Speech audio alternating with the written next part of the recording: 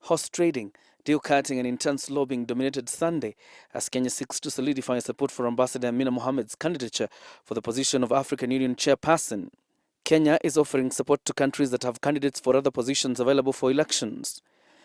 Kenya has secured the support of East African community in countries under COMESA as it seeks to ward off stiff rivalry from SADC that has Botswana's Pelonomi Moitoi and Senegal's Abdoulaye Bathily from ECOWAS. Well, we have put a strategy in place that was very effective, and so far we are optimistic. But elections are elections, they are unpredictable. You don't know what will happen. But we are certain this is Kenya's time. And it's not just about Kenya, it's about transforming the African Union as well as being effective in social development for Africa. Chad's Musa Faki Mahamat is also a strong candidate, raising a possibility of pushing the elections to the second round due to the lack of a clear winner first round. Well, we are aware about the candidates, but definitely I can tell you we are going to go on the second round. And then the choice is between the two, and then the member states will decide who will be the chair of the African Union. Kenya, though, alongside its partners, intends to raise a preliminary challenge against Chad's candidate on the basis that he submitted his candidature late. Morocco's readmission into the African Union that could also unsettle the matrix is also being contested by the Republic of Sahrawi, with Kenya and EAC backing the move. First of all, I think the understanding up to last night is let's sort out with the issues of African Union and the issues of the elections, and then we can discuss with the issue of Morocco joining back the African Union. We usually work with the consensus, and I think where East Africa has agreed to go, that's where we will go. Kenya could also take advantage of a split between Anglophone and Francophone countries in West Africa. The elections will be tomorrow morning, but could go up until the afternoon if there's a second round. The afternoon up to around 4 o'clock, we should be clear about who is going to win and to be the chair of African Union. President Uhuru Kenyatta spent the better part of the day lobbying fellow heads of state at the sidelines of the AU meeting.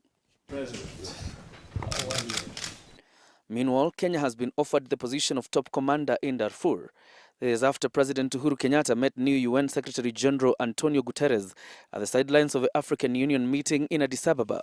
The Secretary-General felt that Kenya is a key player in the region. It's an important player in terms of securing peace in this part of the world, and that he needed to give us the confidence that the UN believe the same. So I think we are prepared to make that move forward. Kenya pledged to consider the offer. Both President Kenyatta and the UN boss agreed to forge new relations together, even as Kenya expressed its dissatisfaction with the way the matter had been handled by the immediate former UN Secretary-General Ban Ki-moon. The Secretary-General said he wanted us to forget the past and move forward. The President has accepted this, and we just need to deal with the modalities of getting this thing done.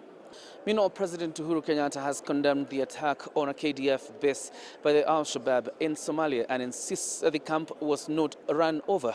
The President has called on the media to stop flashing numbers and insists that the number given by the Kenya Defence Forces on the number of casualties of the Kenya Defence Forces soldiers in Somalia is the actual number.